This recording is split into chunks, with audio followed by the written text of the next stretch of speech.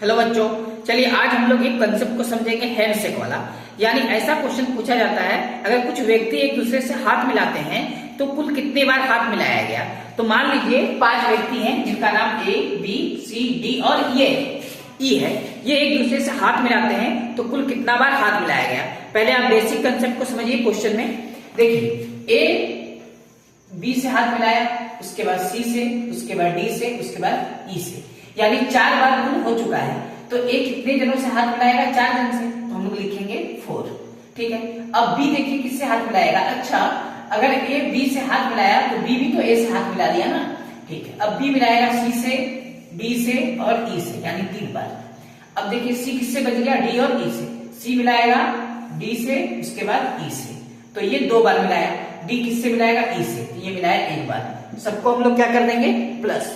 जब सबको जोड़ देंगे तो पता चला यहाँ कि टोटल कितने बार हाथ मिलाया गया, तो कुल 10 बार हाथ मिलाया गया। ठीक है। ये हम लोग का रहा बेसिक कंसेप्ट। अब मान लिया जाए नंबर ऑफ पर्सन बहुत ज्यादा हो, 100 व्यक्ति हो और एक दूसरे से हाथ मिलाएं तो कुल कितने बार हाथ मिलाए जाएंगे। अगर ये क्वेश्चन आ जाए तो हम लोग इस प्रकार का फिगर नहीं बना पाएंगे, इस प्रकार का हम लोग बना के नहीं दिखा पाएंगे। इसके लिए एक बेसिक कंसेप्ट है फॉर्मूला का।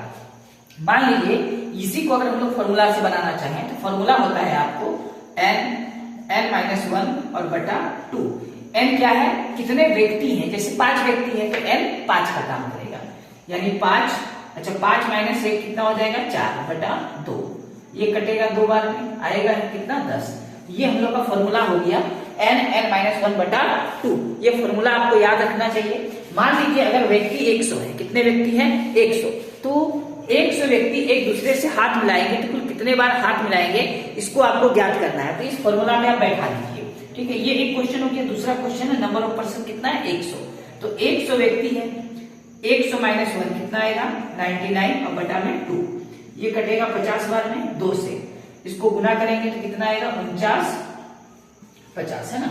तो 49 50 यानी 4950 बार एक दूसरे से हाथ मिलाएंगे। तो हैंडशेक वाला कभी भी क्वेश्चन आ जाए तो कितने व्यक्ति हैं वो याद रखना है, क्वेश्चन में दिया रहेगा। आपको केवल फॉर्मूला याद करना है n-1/2। ये एक बहुत बेसिक ट्रिक है और ये आपका कंसेप्ट है। क्लियर है यहाँ तक? अगर वीडियो अच्छा लगा तो लाइक और सब्सक्राइब जरूर करिए।